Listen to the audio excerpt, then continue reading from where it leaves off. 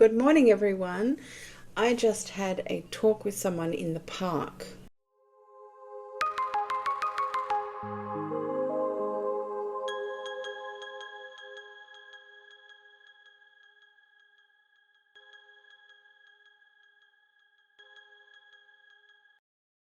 Warning. Be careful not to hurt your liver.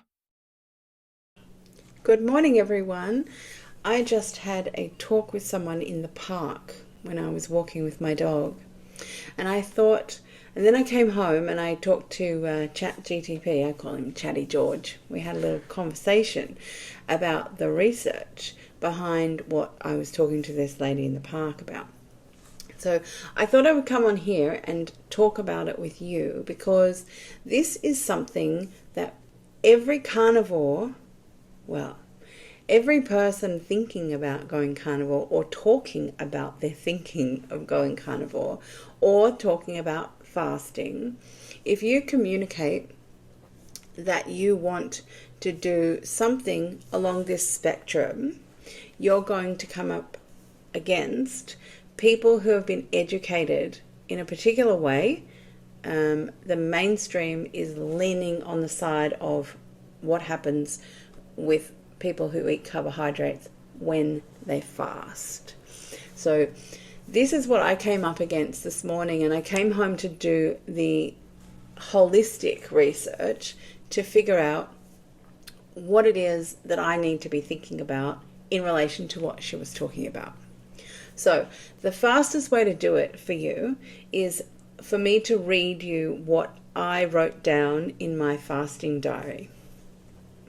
So I just had a conversation with Chatty George about fasting and the liver mostly, and the reason why I had this conversation with him is because I bumped into someone on my walk at the park, and she's a vegan and loves all her food combining, and she was very congratulatory on my kilograms used up by fasting. However, a word of warning came from her, which was that I've got to be careful that I'm not doing it too quickly, because the liver will fill up with fat and put too much stress on it. I told her that I don't believe that, and I don't think that it's applicable. So I came home and had a chat with Chatty George, and I wanted to find out what research there was. So I told Chatty George that she's relying on her vegan style educators, and what research is there that opposes what she's been taught? So it turns out that the stage of transition and adaptation is what she's referring to, which is basically probably what a vegan or vegetarian can manage in terms of fasting. If you are a vegan or a vegetarian, you're using carbohydrates constantly for fuel, and your body is used to that. Very, very adapted to that. However, if you're carnivore, you've already transitioned and adapted to using fat for fuel. So it really is a different ball game for your physiology when you go from vegan to fasting or you go from carnivore to fasting. If you're already carnivore, you've already done the transition and the adaptation, and you're just at the end of that sliding scale and you jump over to fasting. Whereas the majority perspective is that we're all over here, we're all eating carbohydrates, and we all have to go through this horrific, hard work, mentally, willpower requiring transition, and then adaptation. And if you have no intention of living down here, where you are fat adapted, then you might make it through the transition and you might start to adapt, but then you're pretty much going to just stop your fast and go back over here.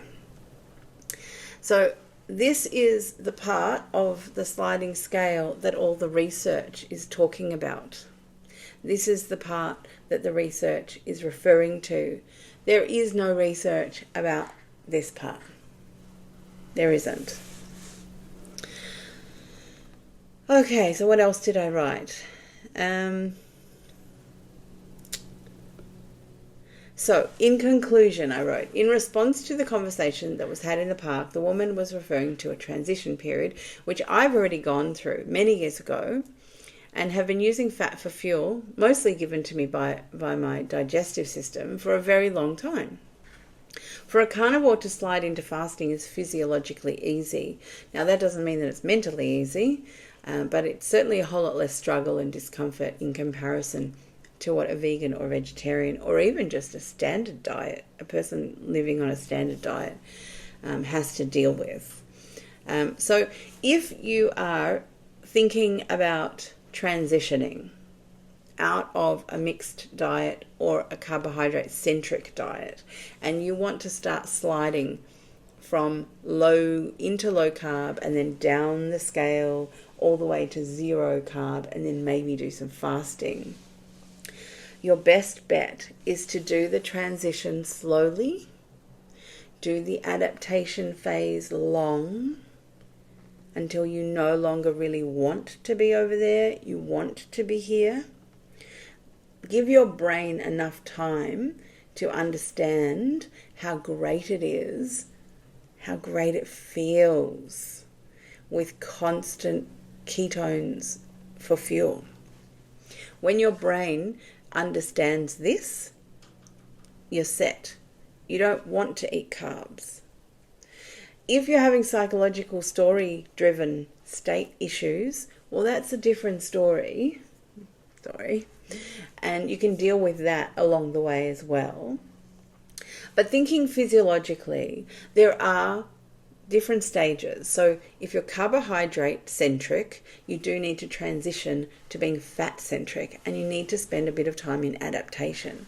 But once you're adapted, and you really understand within your body and your brain that using fat for fuel is really beneficial and it's really lovely, and you don't have lulls in your energy anymore because your body's worked out what to do for you, then you can start thinking about letting your body stores give that fuel rather than your digestive system.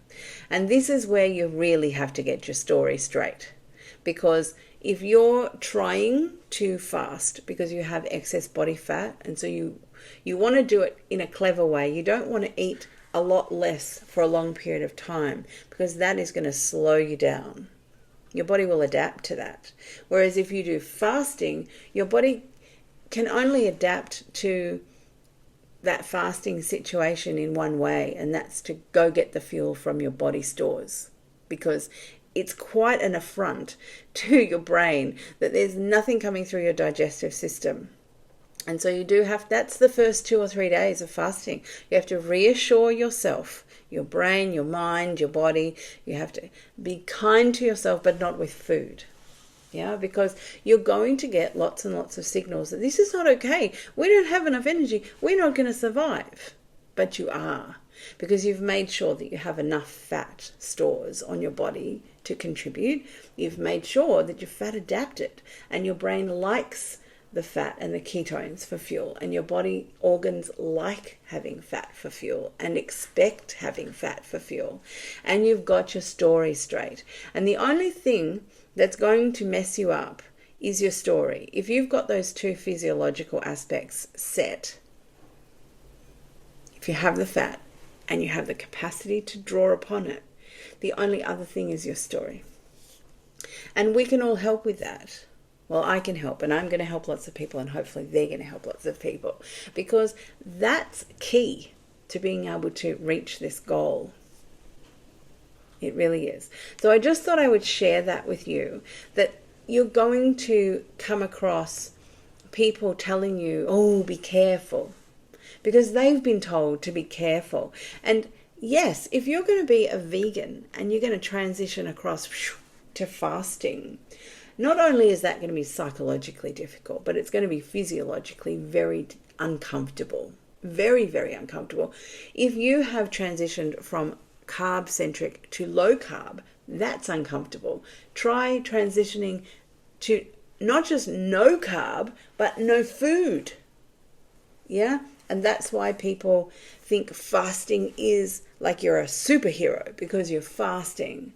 But if you prepare yourself, you actually get all those ducks in a row being obedient to your conscious decisions, then fasting is just a natural thing.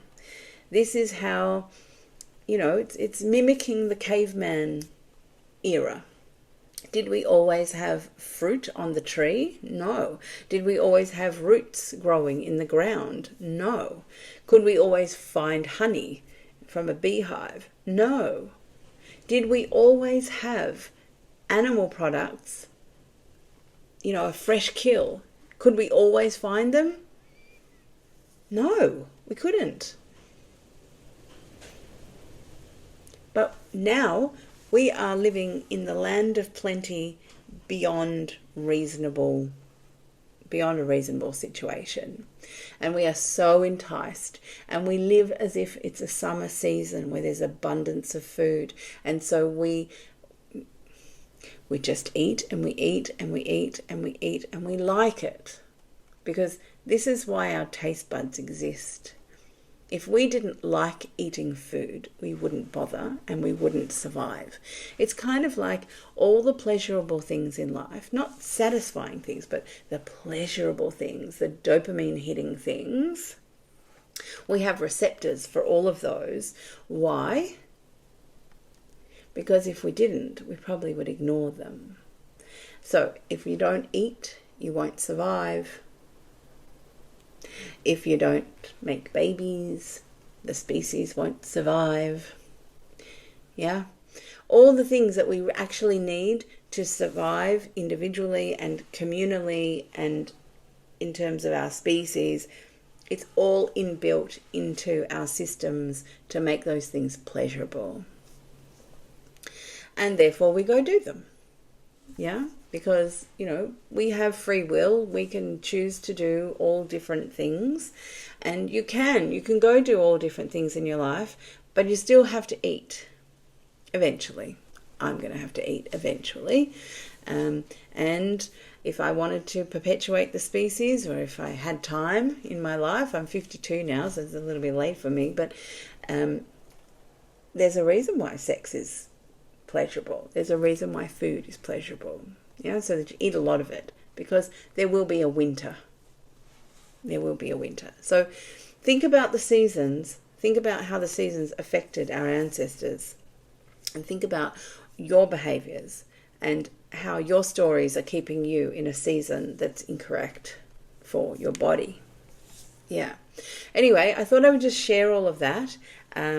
Little tidbit for the visual diary, and have a great day. Hopefully whatever part of your sliding down that scale and moving into a different part of your journey is going well. And if it isn't, ask for help, because the sooner you put that ego aside and ask for the help that you need, the sooner you'll get the help and you'll get it done. And that's where happiness is, on the other side of achieving a goal. Nice to be with you. See you again.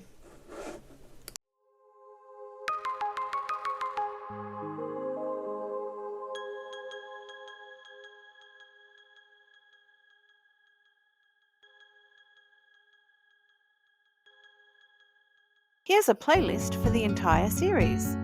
Please like and subscribe. It helps more than you know. See you in the next video.